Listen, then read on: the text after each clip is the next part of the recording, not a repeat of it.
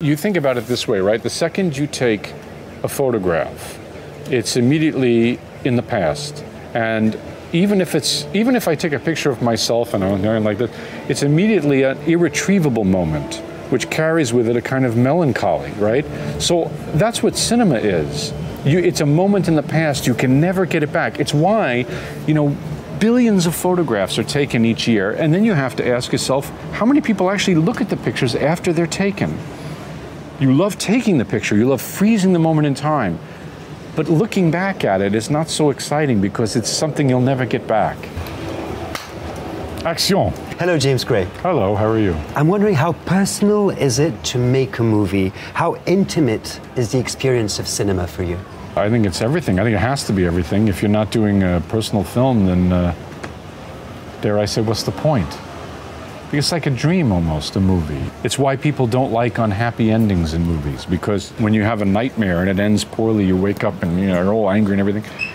It's the closest thing we have to dreams. I have a lot of images that pop in my mind right now. Joaquin Phoenix in The Yards, We Own the Night, Two Lovers, and The Immigrant. Marion Cotillard in The Immigrant, Brad Pitt in Ad Astra. It was all you, James. Or at least me? they were... No, it was them. What do you mean? I don't have that face. But they were part of you. No, that's certainly true, but you have to put yourself into the work. You're right, they're all playing me in some way.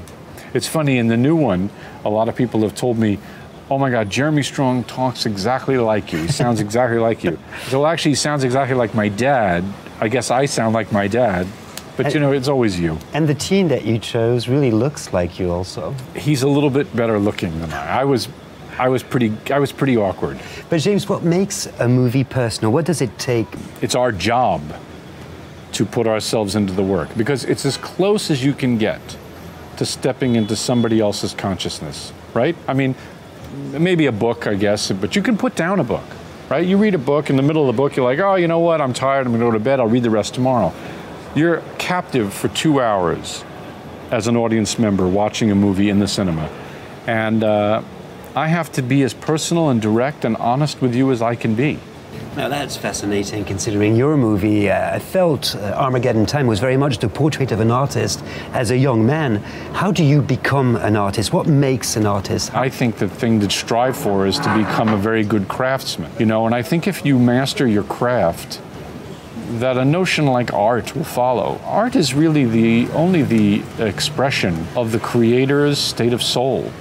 And the clearer you can make it, the more emotional you can make it, the better artist you are. But did you become the artist that you wanted to be, that you dreamt to be? No, of course not. I dream. You dream about being, Mozart or Velasquez or something, and then you're very happy if you wind up being, somebody who can just sort of put it together and have it make some bit of sense, No, I've been taught a lot of humility over the years. That's one thing I will say. But I'm not even talking about genius. I'm thinking of this opening scene of Armageddon Time when your teenage character tells his teacher, I just wanted to make everybody laugh. Right. How hard is it, James, to be liked when you tell a story? Wow, what a great question. Well, it's a great question because I don't think your obligation as a creative person is to be liked or to want to be liked. If you want to be liked, you're not telling the truth, right? You can't always tell the truth and expect to be liked. In some ways, you have to take risks with that idea of everyone saying you're such a nice person or you're such a beautiful filmmaker or whatever. That part of being an artist or trying to be an artist means taking risks. It's funny, you can't really run from who you are. I guess there's a bit of that Russian heaviness in me that I can't escape. So I certainly tried it. My favorite films always have a lot of comedic moments in them. So it means you're more funny than people think? Well, it depends on whom you ask. But I think I'm very funny. What about this motto that is written on the blackboard of a drawing class in the movie, be original? What makes a work of art original? Have you eventually figured? I put that on the board as a joke.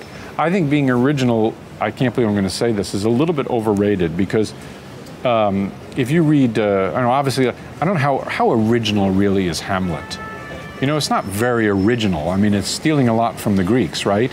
So what it does is it sort of recombines things in a way that's personal to the creators. I think it's more important that you're personal and honest than original, because I think original follows. If you're personal and you're honest, there's only one of you.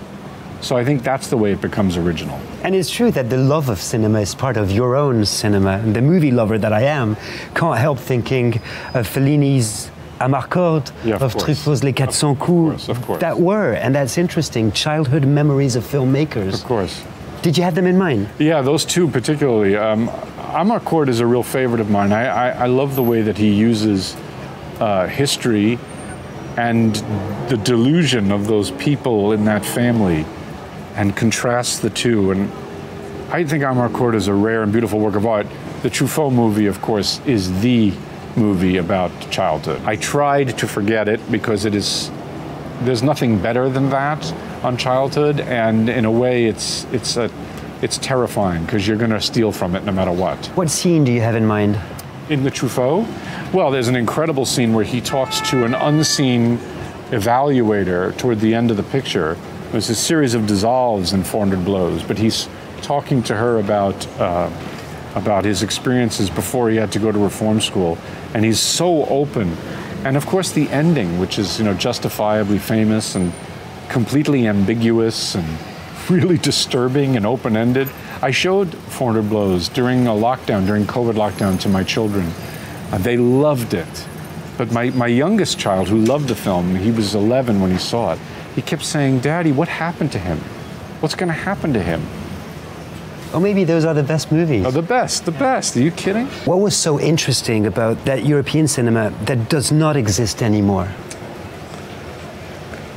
These are good questions. I never thought of the movie as a European movie. I think that might be a compliment as far as I can perceive it. I think what it did was it combined an American commitment to storytelling with a certain richness in thematic depth and characterization, which I think made for very powerful works of art. And I think also the Second World War and the effects of the Second World War had a strangely, not that I'm pro-war, don't worry, but it had a strangely beneficial effect on making great art. But do you think this connection that you have with European cinema explains why your films have been so popular in Europe, sometimes even more than in America? It used to be even more the case, although now, I get very good response in the United States to the work I've made, and I'm very grateful for that. So it's probably the style of the movies tends to be more in keeping with Europe. And this is pretty ironic because your movies are very much about America, James, from Little Odessa to Armageddon Time. What does it mean for you to be American? Which is a huge question in your cinema. It's a strange country because it's a capitalist machine that in a way has become part of its culture and its reason for being. But it's a polyglot culture. It's not a melting pot. It's sort of like several clusters of different groups, ethnic groups all combined. I think it's trying to make sense of itself and hasn't really figured out how, and it's even though it's been over 200 years. I think it's still an open question.